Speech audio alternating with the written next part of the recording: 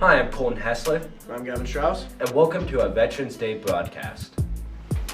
First, let's go to Hunter, who had a chance to talk to members of the Strong Team to tell us more about the Race for Good. I'm Hunter, and I'm here with Colton and Braden. What do you guys do for the Race for Good? I'm pretty much the manager of the Instagram account, which is the main source of all of the responses and everything. So, yeah, that's what I do. I helped co-create the idea of a few other students. We helped make the activities and decide what we're going to do for the Race for Good, so that was pretty cool. What is the school doing to participate in it? The school's participation so far has been amazing. It's been, every week we have hundreds of submissions, so that's awesome to see. Yeah, on the Instagram side of everything, we started with about, I think, like 60 followers, and now we're up to almost 150, so it's more than doubled. Yeah. Thank you. Hi, I'm Brad. I'm here with Olivia. Olivia, what have you done to help with the Race for Good? So I've been writing on the bulletin boards all of the answers we get on the slips of paper, and then I've also been making posters for Spirit Weekdays. Thank you. Next, here's Miss Hayden to talk about the blood drive that happened in Montgomery. Hi, I'm Gavin. I'm here with Mrs. Hayden for the blood drive. What will this blood be used for? Well, it depends on what the Red Cross needs it for. They can pull the platelets out and they can use it for platelet infusions. They generally use it for plasma, so it gets donated to hospitals for people who need blood transfusions. What organization will the blood be going to? We actually don't know until the day of, so it could be going to any area hospital, but right now the Red Cross is under a dire need for blood, so we can go across the entire United States. Why should people consider donating blood to this cause? It's a really good opportunity to help your community out.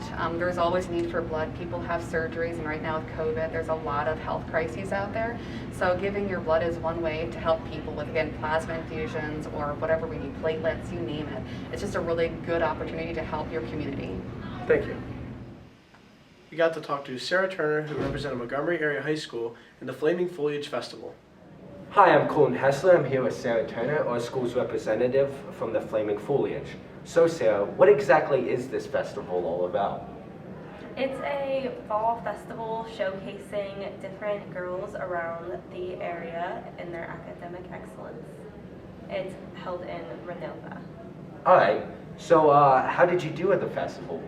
I did pretty okay. I didn't get any awards, but I had an amazing time with all of the girls interacting with everyone.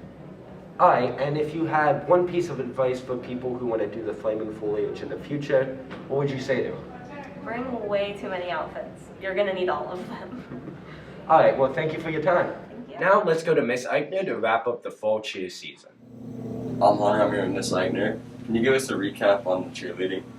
Yes, so our fall cheerleading season was definitely one for the books. It was an awesome team from start to finish, from UCA camp this summer in the blistering heat outside to the very last game where we did our whiteout at playoffs. We had an amazing season. We had 9 All-Americans this year. We have 3 girls going to Disney next weekend, and it's just been an awesome ride, and we can't wait for winter basketball season. Thank you.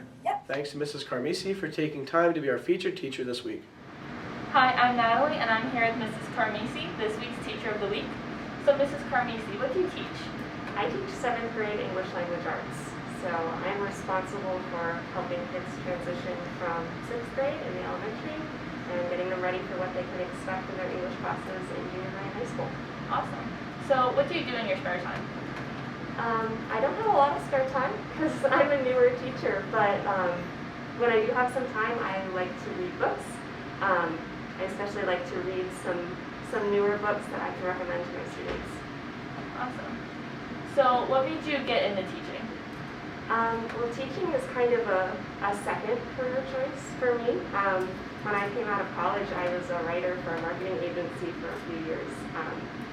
But I decided to go back to school and be a teacher because I wanted to do something that I felt like I could make a difference in what I do every day. So I chose to teach because I wanted to impact future generations and help young people be the best versions of themselves. Awesome, thank you. Now, here's a recap of the marching band's fall season and what they have planned for the future.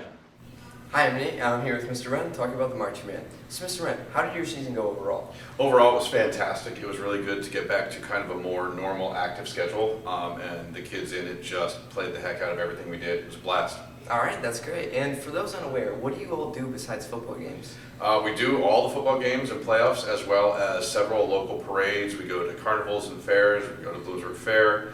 We also have our own county marching band exhibition where all the schools of the entire county get together and kind of play and compete with each other. All right, that's awesome. And do you guys have anything else scheduled for this year? Yeah, we still have a Christmas parade coming up, and we do have, we're going to the Wilkes-Barre Penguins hockey game in January to play there as well. All right, that's awesome. And to anyone looking to get involved, how do they do that? Every spring we do kind of a recruitment to bring in any players or flag members that want to join. So it's just announcements and pay attention come spring. All right, that's awesome, and thank you for your time. Cool, thank you. Finally, let's end it off with a 9th grade team who did another club follow-up. I'm Skylar Hunter here with Miss Birchall. So Miss Birchall, what club are you in charge of? Junior High Student Council. And what do you guys do in this club? We primarily do Toys for Tots. We usually have a fundraiser or two every year, and then we're in charge of planning dances for the junior high students. Why do you think this club's important? I think it's important because it gives the junior high kids a voice in some of the things that we do. And do you have any future plans for this club? I don't have anything exciting planned for the future, but I'll have to think about figuring something out. Thank you. You're welcome. Thank you for watching the Veterans Day broadcast, and thank you to all the veterans and everything you have done to keep America safe. Tune in next week for more updates about our community. See you next week.